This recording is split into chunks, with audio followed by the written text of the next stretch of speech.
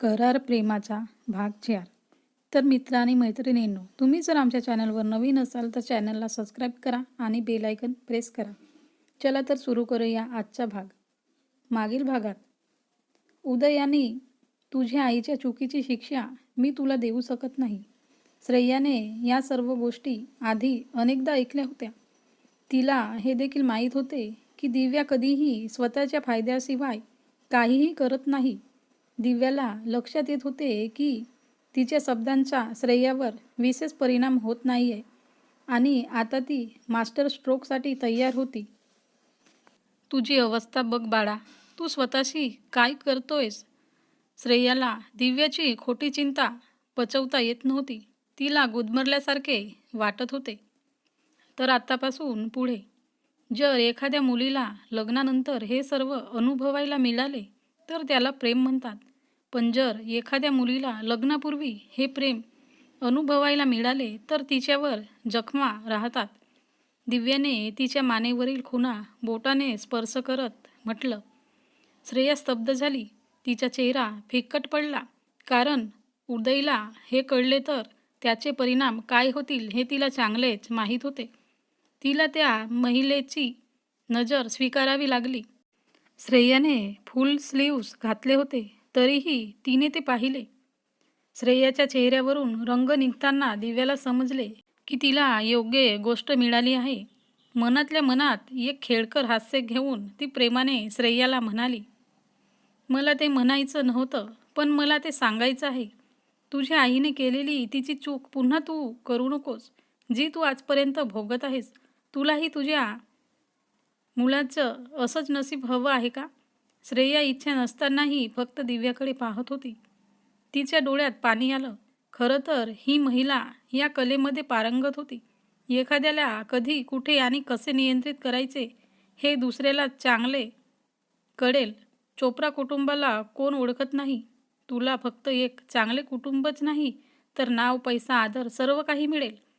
आता लग्नानंतर रिया तिची अभिनय कारकीर्द सुरू ठेवणार आहे, तर तू का नाही करू शकत? मला माफ कर, ते तुलाही साथ देतील. दिव्याच्या शेवटच्या ओळीने श्रेयाला थोडा विचार करायला भाग पाडलं.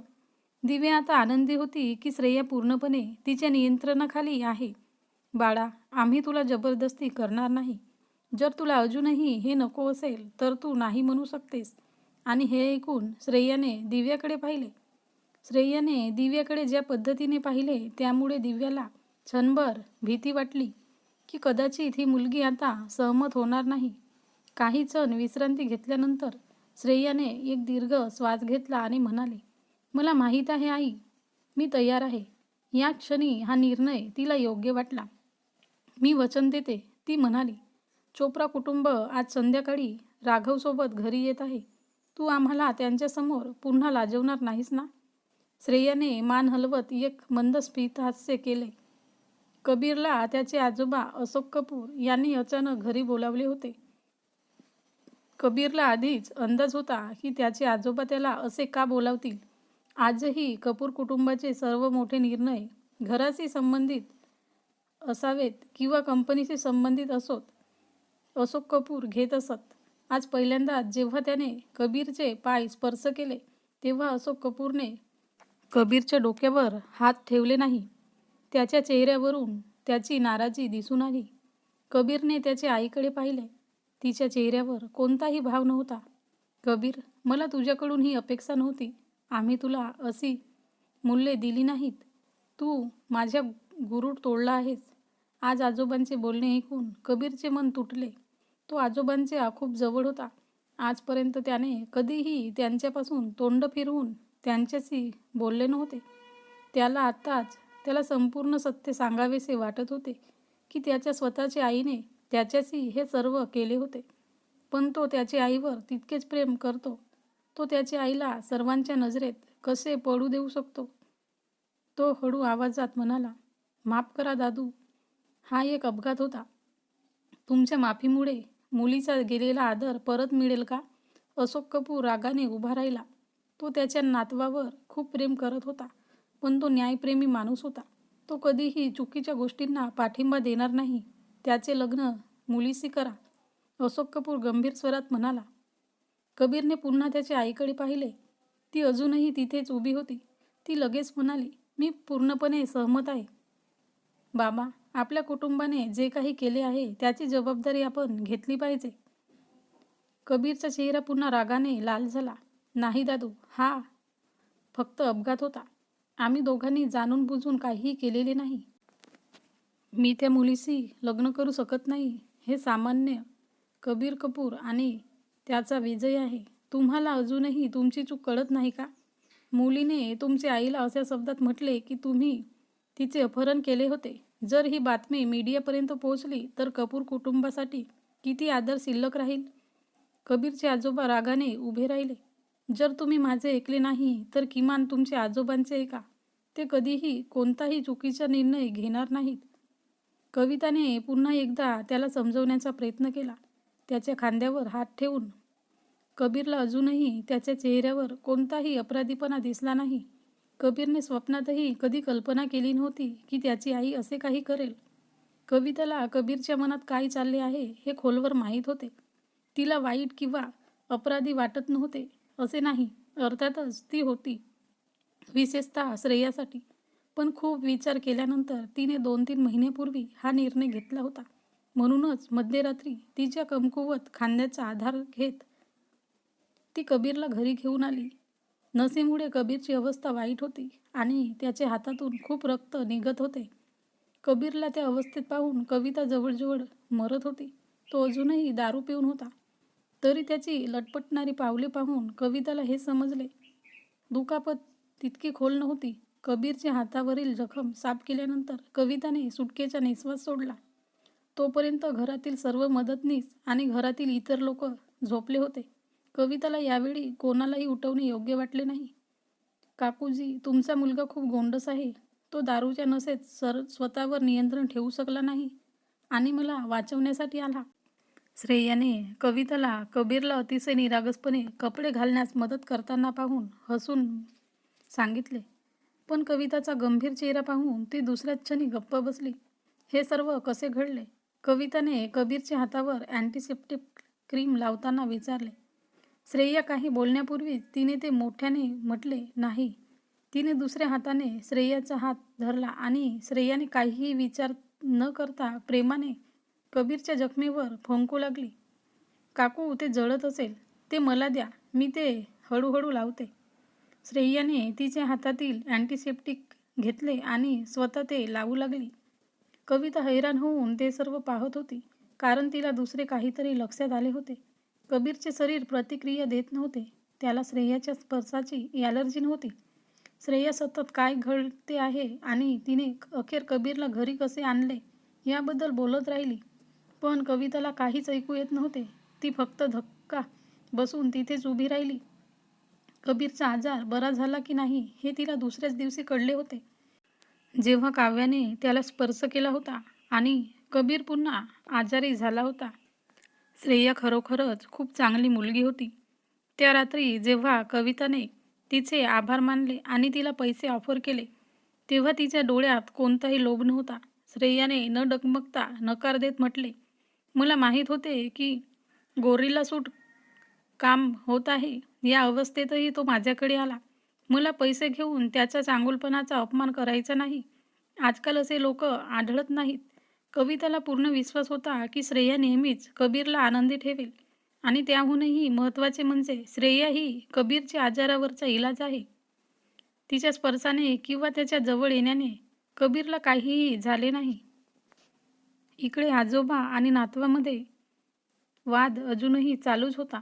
काहीही असो, पण सत्य हे सत्य आहे की तू त्या मुलीसोबत संपूर्ण रात्र त्याच हॉटेलच्या खोलीत होतात. आता मला आठवतही नाही की काल रात्री आमच्यात काही घडले होते का. मी त्या मुलीला ओळखतही नाही आणि जर तू विसरलास तर मी तुला हे देखील सांगतो की माझी एक मैत्रीण देखील आहे. कबीर रागाने बोलण्याची पद्धत विसरला होता. अशोक कपूरने कविताकडे पाहिले. मला का माहीत नाही, क्षणभर कबीरला असे वाटले की त्याचे आजोबाही त्याच्या आईच्या या कटामध्ये सहभागी आहेत. काही क्षणासाठी संपूर्ण खोली शांत झाली. काही वेळाने दीर्घ श्वास सोडून श्री अशोक कपूर म्हणाले, कबीर कपूर, तुला हे लग्न कोणत्याही किमतीत करावे लागेल. जर तू हे केले नाहीस तर तुम्ही तुमच्या नातवाला धमकावत आहात. कबीरने रागाने विचारले. हो, मी तुला धमकी देतोय, जो कालपर्यंत माझा आवडता नातू होता. जर तू एका आठवड्यात श्रेयाचे लग्न केले नाहीस तर मी माझी सर्व औषधे घेणे बंद करेन. इतकेच नाही तर हृदयरोग्याने इतक्या गंभीर परिस्थितीतही जे करू नये ते मी करेन. कबीर आजोबाचे इतके नाटक करत आहेत हे पाहून तो हसतो. हसा हसा, पण मी विनोद करत नाहीये. मला माहीत आहे की तुम्ही सर्व आता मोठे झाला आहात. तुमचे पंख फुटले आहेत. तुमचे पंख वाढले आहेत. तुमच्या 3 भावांपैकी 2 आधीच निसटून गेले होते. तुम्ही माझी शेवटची आशा होता. पण आज तुम्ही माझेही हृदय तोडले आहे. हे सांगताना त्यांचे डोळे ओले झाले. ते गेले आणि त्यांच्या आवडत्या कोपऱ्यात असलेल्या त्यांच्या आवडत्या खुर्चीवर बसले. तो परदेशात स्थायिक झाला होता आणि सुपरस्टार बनला होता. त्यांना वाटले की ते आकाशात पोहोचले आहेत. त्यांना आता जमिनीवर बसण्याची गरज नाही. आजोबांचा उदास चेहरा पाहून कबीरला वाईट वाटले. पण तू तसा नव्हतास कबीर. तू नेहमीच शहाणा आणि शांत होतास. शेवटी तूही तुझ्या भावांसारखाच झाला आहेस. ठीक आहे बेटा, तुला जे हवं ते कर. पण मी अशोक कपूर आताच मी शपथ घेतो की जोपर्यंत तू लग्नाला हो म्हणत नाहीस तोपर्यंत मी एकही कणही अन्न खाणार नाही किंवा पाण्याचा एक थेंबही पिणार नाही. काय रब्बीस दादू, तू मी असं काहीही करणार नाहीस. पण कबीरला त्याचे आजोबा किती हट्टी होते हे चांगलेच माहीत होते. इथे सिंगानिया हाऊसमध्ये श्रेयाला तिच्या सावत्र आईच्या अतिरेकी प्रेमाने गुदमरल्यासारखे वाटत होते. तिचा संशय अधिकच वाढत होता. या बाईमध्ये काहीतरी गडबड असेल. तिला असेच मळवले जात होते. रियाच्या कपाटातून डिझायनर कपडे, तिचे महागडे दागिने, तिचा मेकअप, आज सर्व काही काढून घेतले जात होते. श्रेया लुटली जात होती. दिव्या स्वतः श्रेयाला तयार करत होती. आरशात स्वतःला पाहत होती. श्रेया स्वतःला ओळखू शकत नव्हती. ती कमळासारखी खूप सुंदर दिसत होती. दिव्याने मनात विचार केला की तिला माझ्या मुठीत धरण्याच्या प्रयत्नात मी तिला आणखी सुंदर बनवले आहे. आता ती रियापेक्षा प्रीतीसारखी दिसते. कदाचित चोप्राचा संदेश बदलला पाहिजे आणि राघवऐवजी तिच्या लग्नाचा हात राहुलसाठी मागितला पाहिजे. तिला माहीत आहे की जर असेच काही घडले तर राहुललाही ते आवडणार नाही. कारण त्याने राहुलला अनेक वेळा शांतपणे श्रेयाकडे पाहत असल्याचे पाहिले होते. हा विचार तिच्या मनात येताच तिने जाणून बुजून श्रेयाचा मेकअप थोडा जास्तच हेवी केला. श्रेयाला सर्व काही समजले, पण त्यामुळे फारसा फरक पडत नाही.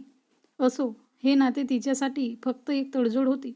मग त्यांना 2-3 गाड्या थांबल्याचा मोठा आवाज येऊ लागला. अदिती लगेच चोप्रा कुटुंब आल्याचे सांगण्यासाठी धावली. दिव्या घाईघाईने श्रेयाला सांगून तिथून निघून गेली की ती फोन करेपर्यंत बाहेर येऊ नको. सुमारे अर्धा तास बसल्यानंतर श्रेयाला आता सहन होत नव्हते. ती पाहुण्यांसमोर जाऊ शकत नव्हती, पण निदान ती त्यांच्याकडे शांतपणे पाहू शकत होती. तर मित्रांनी मैत्रिणींनो, हा भाग कसा वाटला ते कमेंटमध्ये सांगा आणि सबस्क्राईब केले नसेल तर सबस्क्राईब करा.